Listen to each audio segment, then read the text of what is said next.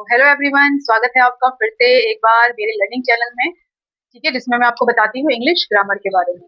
तो जैसा कि आप सब जानते हैं कि हम बहुत सारे कॉम्पिटिटिव एग्जाम देते हैं और वहाँ पे इतना टाइम नहीं होता हमारे पास कि हम जल्दी से आंसर को जज कर सकें या उसके पूरे रूल्स को हम लर्न करके याद करके देख सकें कौन सा रूल आएगा कैसे आएगा। एक शॉर्टकट मेथड है, मैजिकल मेथड है, सिर्फ 2 सेकंड में आप क्या कर सकते हैं, सॉल्व कर सकते हैं और आंसर के लिए देखते हैं वो मैजिकल ट्रिक कौन सी है। जब एक्टिव से पैसिव बनाना हो और हमारे पास ऑप्शन हो और उसमें टिक लगाना हो कौन सा सही आंसर है।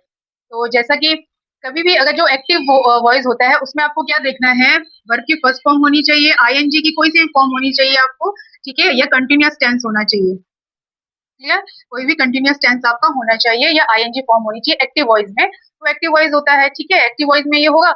अब आपको जब पैसिव वॉइस बनाना होगा तो उसमें क्या होगा, सिर्फ आपको देखना है वर्ब की थर्ड फॉर्म प्लस बीइंग। यहाँ पे क्या होना चाहिए, आपका बीइंग होना चाहिए, बस दैट्स इट। आपको सिर्फ क्या करना है, आईएनजी देखना है और वर्ब की थर्ड फॉर्म देखनी है।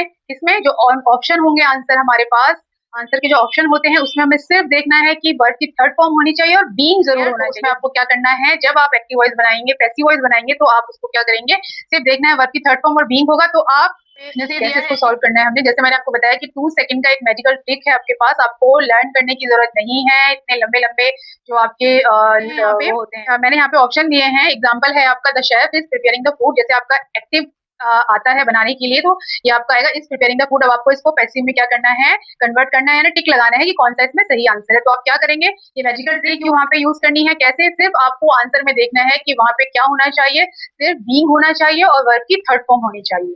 इसीलिए इसका नाम मैंने दिया है द बीइंग टू, द इंग टू बिंग, द इंग टू बीइंग। क्लियर, यानी कि आपको इंग देखना है और बिंग देखना है। क्लियर, इंग देखना है किसमें, एक्टिव वॉइस में, और बिंग देखना है आपको पैसिव वॉइस में।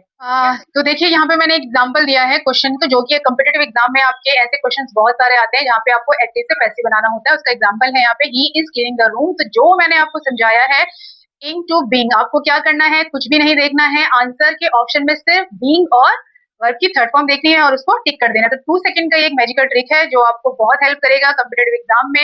ऐसे ही और भी इसकी डिटेल अगर आप जानना चाहते हैं एक्टिव से पैसिव कैसे इजीली हम विदाउट लर्निंग रूल्स कर सकते हैं, तो जो कमेंट बॉक्स है उसमें इसका आंसर करके आप बताइए और मुझे इंतजार रहेगा। तो मैं आगे इस क्लास को कंटिन्यू रखूंगी और आगे और भी बहुत सारे ट्रिक्स आपको बताऊंगी और कैसे हमें ये क्या करना है, प्रैक्टिस करनी है, ये हम कंटिन्यू रखेंगे। तो thank you for watching and subscribe my channel, like and share.